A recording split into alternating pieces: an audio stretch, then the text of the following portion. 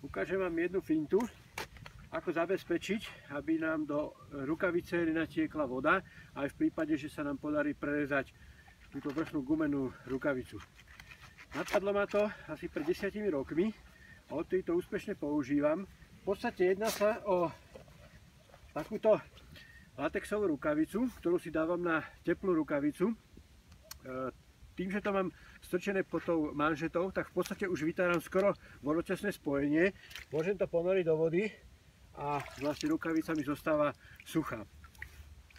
Obliekanie je veľmi jednoduché.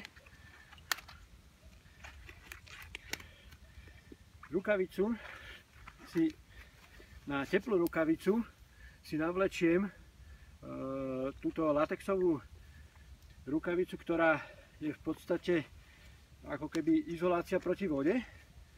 Oblečujem si to takto spolu a teraz zoberiem manžetu a celé, teraz sa mi trošku zle robí v tejto rukavici, a celé to vlastne na to prikryjem a získavam kompletnú komunikáciu pozdĺž alebo okolo celého obvodu zápestia.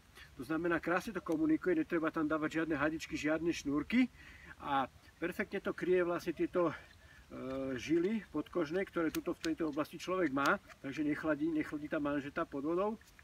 A vlastne takto krásne to mám zaizolované, takže to komunikuje vlastne do celej rukavice, takže tá výmena plynu perfektne funguje. No a keby sa mi náhodou aj rukavica presekla, táto, tak, moment, dotočím to. Keby sa mi aj presekla táto rukavica, tak vlastne nič sa nedeje, preto lebo mi nezatečie do tej teplej rukavice a tým pádom mi nezatečie ani do obleku a je to úplne bez problémov. Takže keby sa mi aj zatopila rukavica,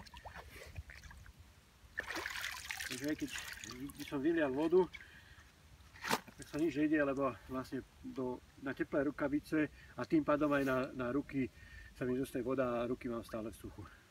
Tak to je taká malá finta.